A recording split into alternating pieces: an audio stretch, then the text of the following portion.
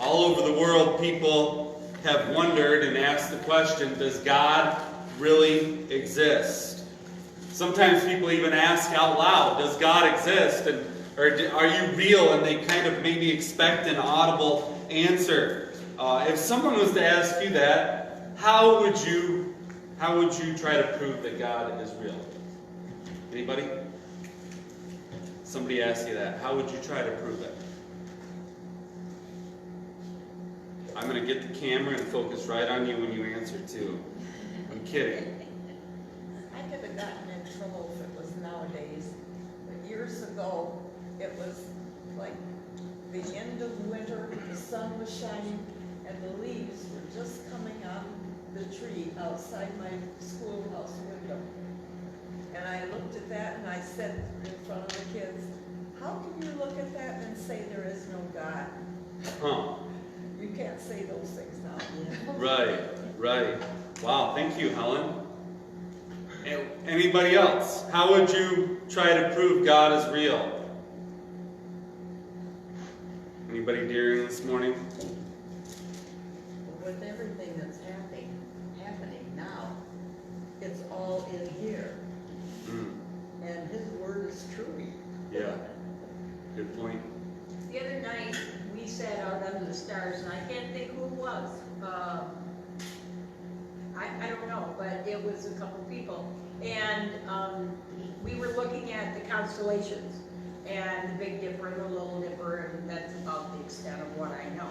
But, we looked at a few, and I said, and it occurred to me, that for them to be the same place, or, basically the same formation every night, when the stars are out, how could that be not a God thing?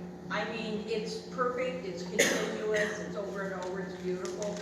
You know what I mean? And I made that comment. I said, it's just too unreal to be happenstance. Mm-hmm. So that was a couple nights ago. But. Anybody else? How would you prove God is real? He gives a peace in disturbing times, no matter whether they're little ones or whether they're big ones. The Christian has a peace that no one else has. Right. Yeah, thank you. Anything else? So let's change the question a little bit. Why do people struggle with believing in God? That's kind of the flip side. When What? bad things happen to good people. Okay. And they blame God, maybe. Yeah. Anything else? If you believe in God and you trust in Him as your Savior, then you've got to give up some control, or you should give up all control of your life. And people do not want to do that. So people struggle. They struggle with it because they're holding back. Well, I wrote down a few things here why people maybe have trouble believing in God. Number one, God defies our senses. Okay? What I mean is we cannot touch God. We cannot hear Him. He's not in front of us speaking. We can't smell Him, or see Him even. The Bible says, Colossians 1:15, that God is invisible. God's invisible. So people struggle with the existence of God sometimes because He contradicts our senses. Another reason people struggle sometimes with believing in Him because, and this is kind of getting at what Marcia talked about, because people have expectations about God, and they were disappointed because God did not meet those expectations. On September 11th, 2001, we just had that anniversary.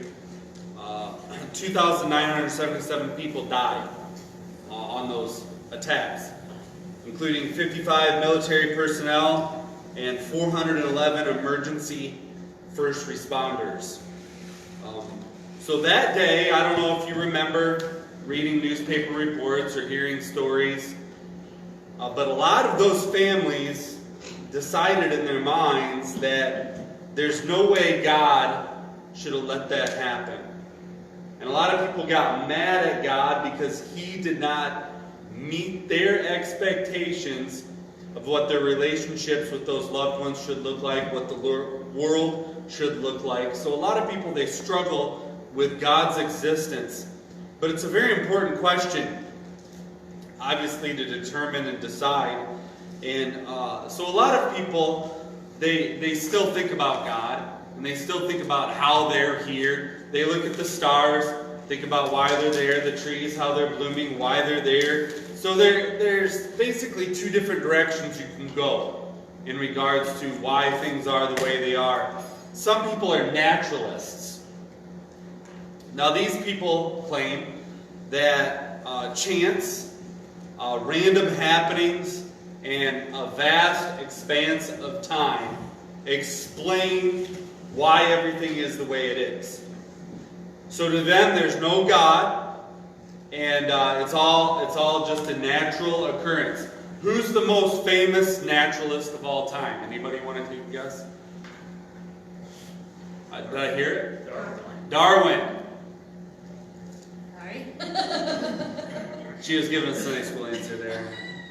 Charles Darwin. So he came up with that theory of evolution. Currently, the most famous naturalist is a guy named Richard Dawkins. Very famous guy, more current. So both atheists, both naturalists. Dawkins wrote a book called The God Delusion. And he said that one person under a delusion is insane. But if many people are under delusion, they call it a religion. So they're a naturalist. No God, we're all just accidents. And that's one direction some people go, naturalists. So the other way is to be a theist. So this group of people believe that God was before time and space and matter and energy. That God always was. He always existed. And that's the path the Bible supports. But that's two directions to explain things. They're either a naturalist or a theist. And actually, Helen, you kind of inspired me to go this direction reading that book about all the religions. But I anyway, have something else. go ahead. In a Sunday school class years ago, this man was in class every week. But one day he said, I have trouble believing in a God.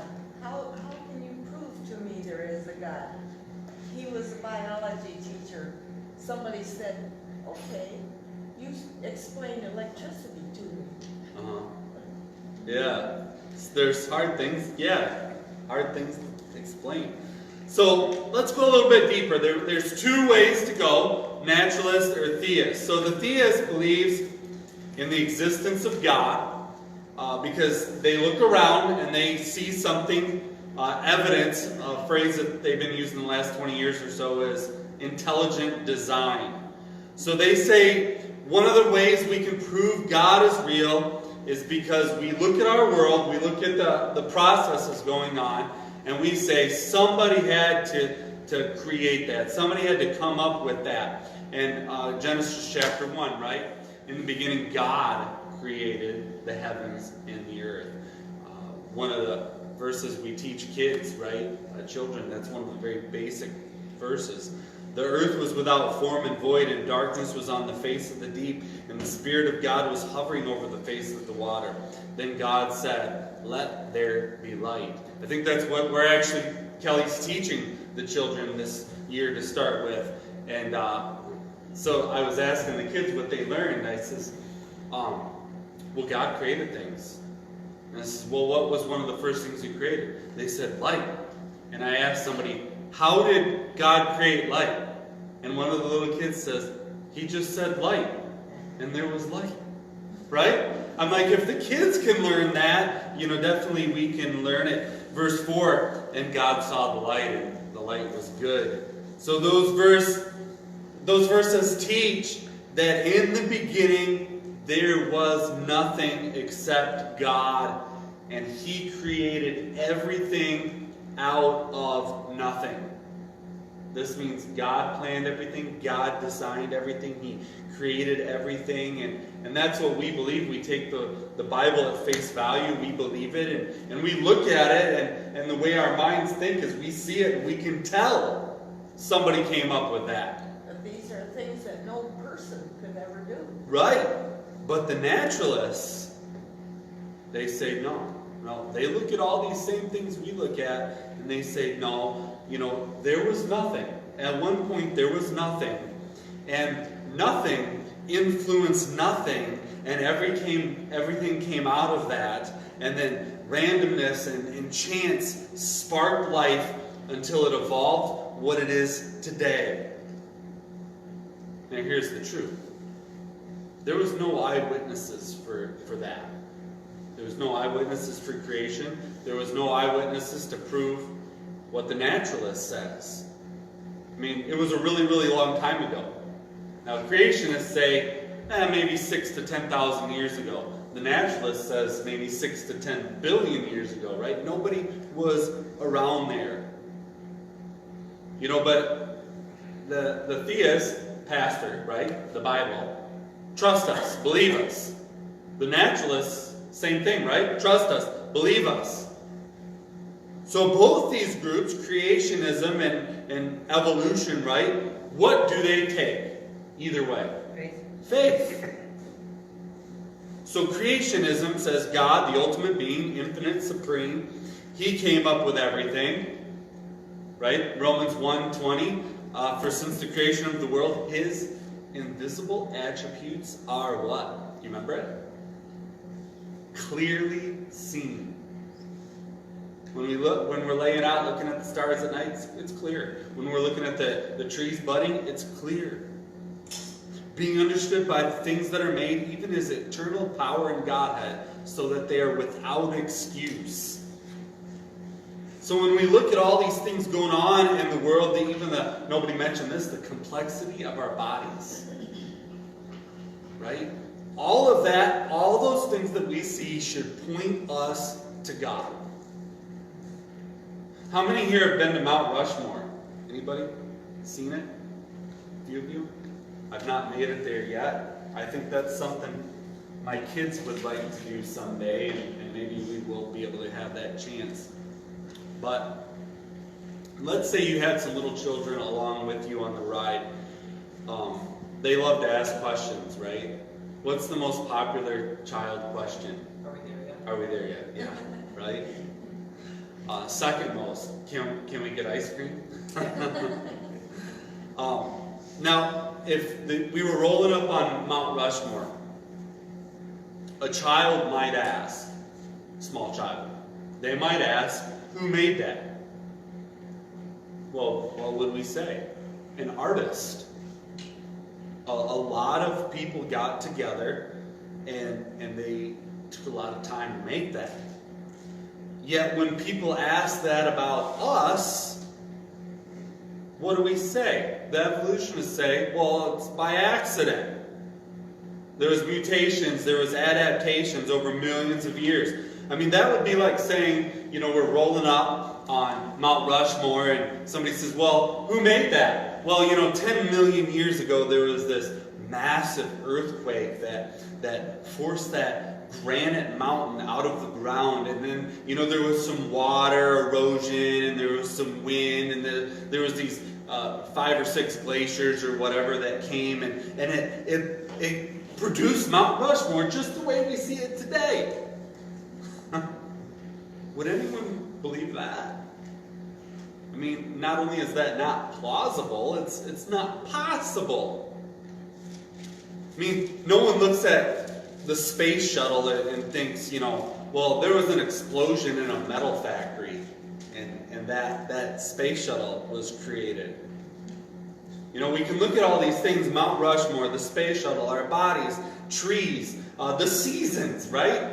And the rotation of the earth. All these things, there's no way they could have happened randomly. I mean, it took someone infinitely intelligent to create these things and design these things and build these things. You know, people often look at things man builds, like Mount Rushmore, and they marvel. They're astonished. But the things that God builds, they just give credit to nature. Kind of. But the things he builds are so much more incredibly complex. Somebody was talking about the brain just the other day, and how much more powerful our brain is than any computer that could ever be devised. So complex. Most of what God's made and done, we don't even understand it. So when we look around at everything, that just proves there's a God. Psalm 19 says, the heavens declare the glory of God. You familiar with that verse? The heavens declare the glory of God, and the firmament shows his handiwork. Some of you might have a newer translation if you were to look that up, and it says, the heavens show God's craftsmanship. I always like that. I have a friend, he's in his 70s, late 70s now, and I finally told him, I said, you're a craftsman. And he got this huge smile. That's what he always wanted to be known as a craftsman. That he can take something and build something from a raw material, and that's God. He can take something and build something from no materials. God. I mean, he is a craftsman of all craftsmen. Psalm chapter 14, verse 1. Very important verse when we're talking about this subject. It says, the fool has said in his heart, there is no God. Another famous verse from the book of Psalms.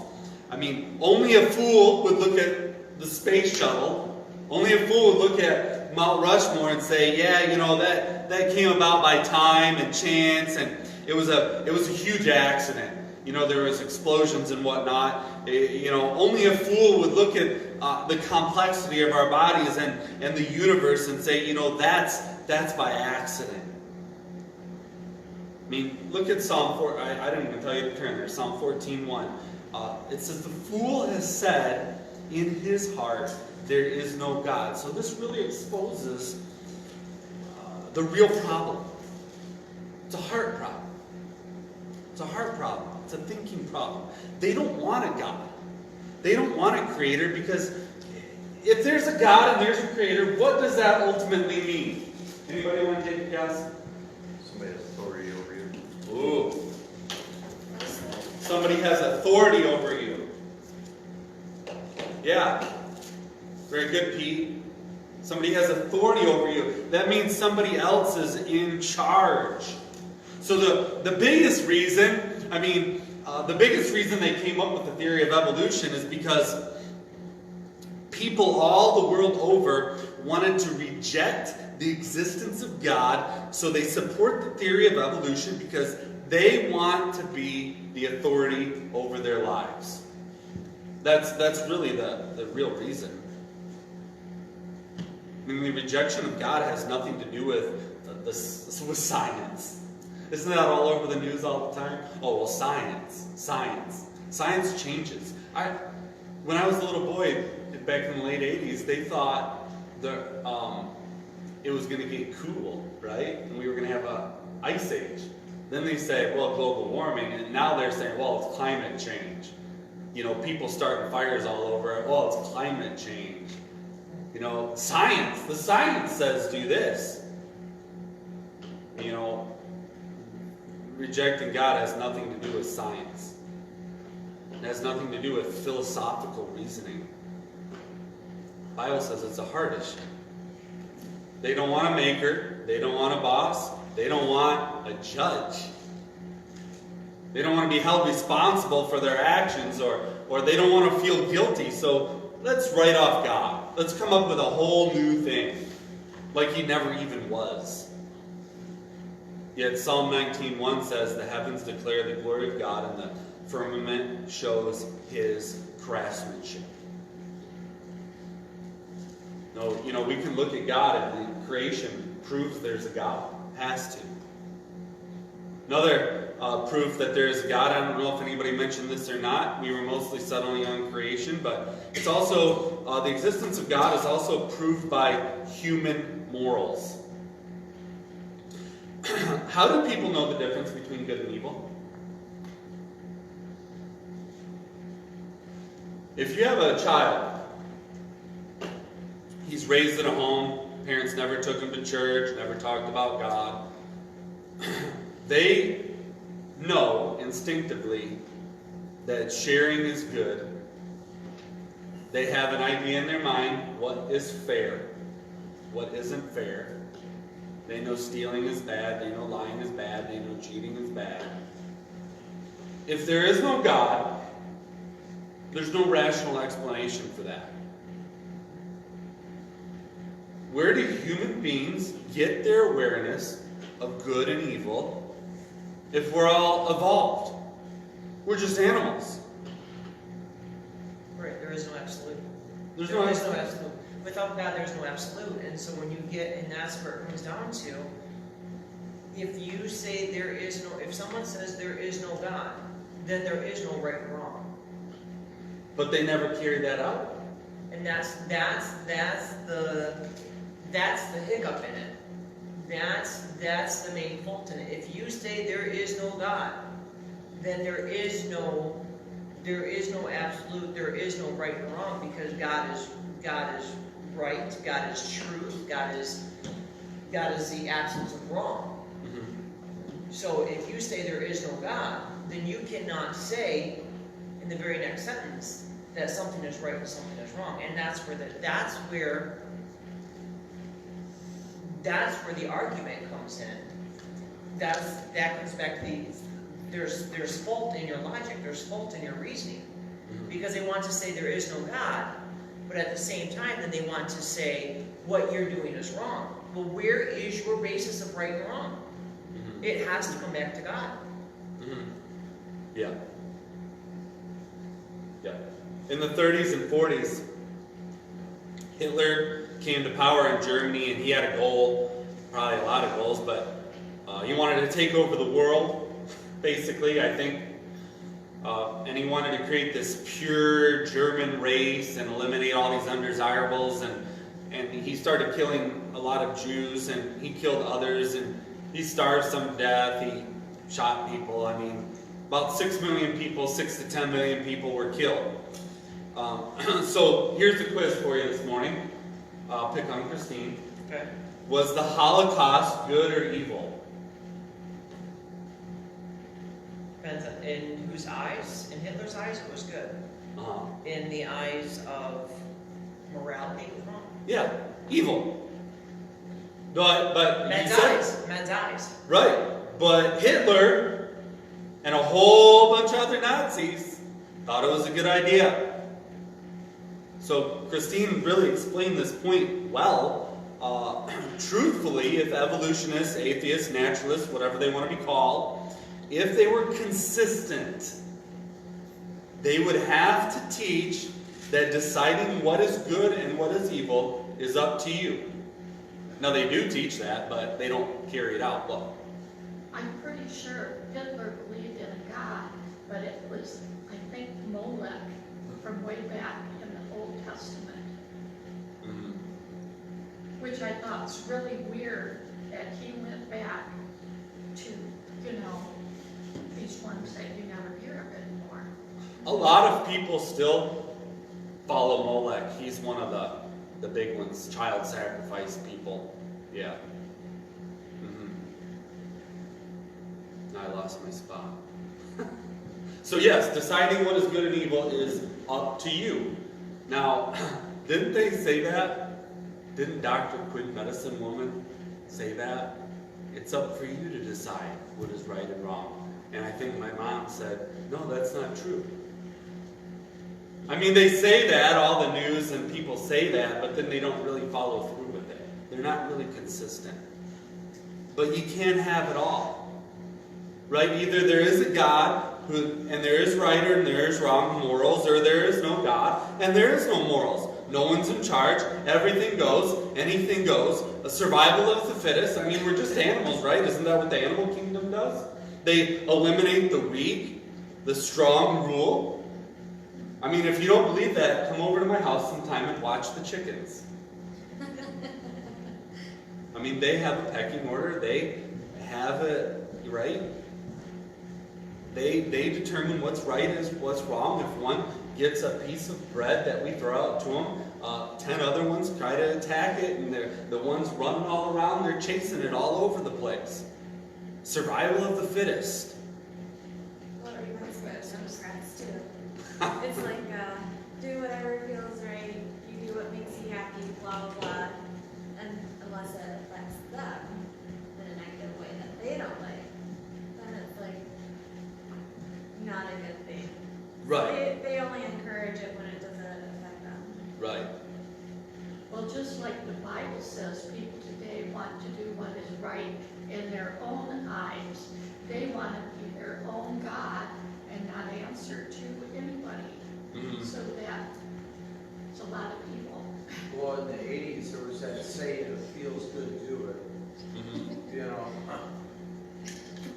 Right.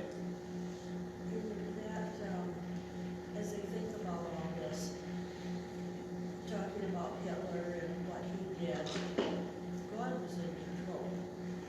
And I think he let it happen for a purpose, and that was to get the Jews back in the land. But you stop and think about it, Hitler at one time tried the Christian faith, and his reason for dumping it was that there's too many hypocrites in that, they don't know what they're talking about. And I thought of that so many different times. How do we as Christians look to other people? Because there was a time when he was really searching. And when the Christians in his area were hypocrites and didn't do what they said that they were doing, he just thought of that. And so then he went on to Moloch. Right. And so I thought, how strong we as Christians need to be and do what we say we believe. Right. So, determining what's good and evil isn't up to the individual. Someone set a standard, and that was God, the Creator. So we've established that. Genesis chapter 9 explains, whoever sheds man's blood, by man his blood shall be shed, for in the image of God he made man. So this tells us why, okay? God set the standard, we're to follow him. We are made in the image of God. Now this is very unique to humans. Nothing else. No other animal, no other creature has been made in the image of God. Now a lot of people speculate what this means, being made in the image of God. A lot of people think it means an appearance. Maybe God somehow looks similar to us. People say moral awareness. We're made in the image of God because we have the morals. Animals don't have morals. Evolution, right? We've already talked about this. If consistent, is morally neutral. Right? A tree doesn't know that it's unkind to go up through your septic field and ruin the lines. A tree doesn't know that's bad. Morally neutral. Nature is morally neutral. It does whatever it wants, but humans are not neutral. We know what's right. We know what's wrong. The government, established by God, punishes wrongdoers. We are moral creatures. We do not allow survival of the fittest, and that's a cornerstone of evolution. Right? In the animal kingdom, the weak, the maimed, deformed, the old, they're pushed out of the herd. They are not allowed to breed because those genes are not wanted in future generations. Only the strongest get to breed, and they have to fight for that chance. In the human world, we take care of the weak, the maimed, the deformed, the old. And they all have an opportunity to pass along their DNA, even if it means passing on some kind of a fatal characteristic. All in the name of what? Love! That's a popular word nowadays. I remember a few years ago I said this, and I made somebody really, really upset with me, so hopefully nobody gets mad at me today. Pastor, my dog loves me. And I believe animals have the capacity to love. I said this is what made somebody mad. I says, I hate to break it to you, but your dog does not love you. Well, he wags his tail and licks me, and when it thunders outside, he runs to me for comfort. I mean, my dog loves me. I said, no, he doesn't. He loves food. He loves the shelter. He loves the attention that you give the dog. For instance, if I come along and I give your dog bacon every time I see your dog, if I give your dog a nicer bed and give the dog more attention, the dog's going to love me. You know, they're going to love my care that I give, the bacon that I give. You know, the dog only loves you because that dog is trying to survive. When we're talking about love, it's a truly human emotion, a human characteristic that nothing else, only people that are made in the image of God can truly love. 1 John says we love because of what? He first loved us. So, humans love. This is very unique. Andrea and I have been talking with a lady that's going through some problems. And it's fascinating to us both that a woman can be abused and mistreated almost every day and still love that guy. The police come and she's got bruises all over her, and she says, what? I fell down the stairs. I mean, sometimes love makes you do some crazy things. And from an evolutionary standpoint, it doesn't make any sense. I mean, obviously, we have the capacity to love. We have capacity of morals. And that's because we've been made in the image of God. The naturalist says, we're here by accident through this unfathomably long process called evolution. The Bible says God designed us. God created everything. And after everything, God saw that it was good. Right? Look around. Think about your eyes. I don't even understand how eyes work. How do they, we understand how a camera works, but we don't have electronics like a camera. We don't have, how do our eyes even work? I remember one preacher was talking about one time, it's like, how did that first little creature, that single-cell organism, think in its head, I should evolve eyes so I can see where I'm swimming. But it didn't have arms to swim, it just floated. Our stomachs, incredibly complex. You have one cell that creates an acid that dissolves flesh. You have another cell right next to it producing a mucus to neutralize that acid so we don't have holes eating into our stomach. And God did that. God did that. I mean, Psalm 14:1, the fool has said in his heart, there is no God. I mean, the naturalist says, you decide what is good, you decide what is bad, yet they're not consistent. They don't allow that. If you shoot them, it's bad. But they can shoot you, it's okay. If they were consistent, there would be no jails, there would be no trials. But there is, right? The Bible says that there's good and evil because we've been created in the image of God. So let's go back to that first question. How can we prove God exists? Well, did I prove 100%? Can anybody prove 100%? Electricity, can you prove 100%? No, it still takes some faith. Still takes some faith. Any view that you take takes faith. I've explained to teens before about sitting in a chair. It takes faith. What what if you didn't know, but I got a little saw and cut part of that leg off, and you sat down and you fell down? Would you be, every chair from then on out the rest of your life, would you be looking at it and making sure it wasn't broke? No, you have faith. It only happened one time out of thousands. You know, everything takes faith. The naturalists, the evolutionists put their faith in the missing link. In long periods of time, millions of years, and chance and science. God believers, the theists, they put their faith in a supreme being. They put their faith in a God that loves them, and a God that sent Jesus Christ to die on the cross for their sins and take their place. Right? To me, that makes more sense. Hebrews 11:6 says, without faith it is impossible to please God. For he who comes to God must believe that he is, and that he is a rewarder of those who diligently seek him. So yes, it does take faith. And without it, it's not going to work. And there's no possible way to please God unless you have at least some faith. Faith that he exists, and faith that he will reward you for eternity for your acceptance of his Son.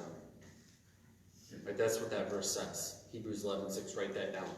It's probably one you should have memorized. You probably did. Without faith, it's impossible to please him. So any thoughts or questions? We just have about 1 or 2 minutes left. Oh, stink. Dawn, I had a note sheet I should have printed out for everybody. I forgot. I'm continually amazed that there's billions and billions and billions of people all over the world, but no two alike. You know, we were in a park one day, and this woman comes walking across the park, and she looked just like my sister. And I said to my husband, look at that. Looks just like Janet. But you know, if she was up close and opened her mouth, you'd know she was different than Janet. Yeah. So she may look like her, but she's not the same. Yeah. There's no two alike. People, I have some friends that say I look like Simon, that judge from American Idol. I'm like, I look nothing like that guy. What are you talking about, Simon? Makes no sense. Well, he fell and broke his back in 3 places. Oh, really? Oh, no. Anything else? Can I bring up something that's not? We got a minute or two. Maybe, I was just looking at this. What is the WMPC Fall Share event? WNPC is a radio station based out of Lapeer. They have an AM and FM, so they're commercial free. I don't know how many years it's been on. 26. How many years? It started in 26. 26, and it was some from the 20s. So their Fall Share-a-thon is their fundraising event. Oh, okay. They sent us a letter, so Dawn put it a little more. And they have great, they still have one of the few Christian radio programs that have great Saturday morning programs for kids and families. Oh. If we're home on Saturday morning, we have a room at our house. It's just, because Eli the other day about 2 chores. He's like, I want to just listen to it. I'm like, okay. I'll have to look into that. Anything else?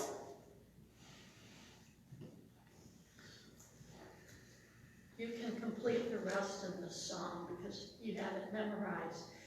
Psalm 34:1. The earth is the Lord's and the fullness thereof, the world and they that dwell therein. I think of that a lot. Psalm 24:1. Well, whatever. 24. Now do the next one. For he established. I only have the first one that I recall now. We had to learn it. I had to learn it the entire chapter when I think I was in kindergarten for the Christian school I went to. And I still know 24:1. The earth is the Lord and the fullness thereof, and they that dwell therein. I know that one, but I don't know the rest of them. Forgot them. So, yeah. Anyways.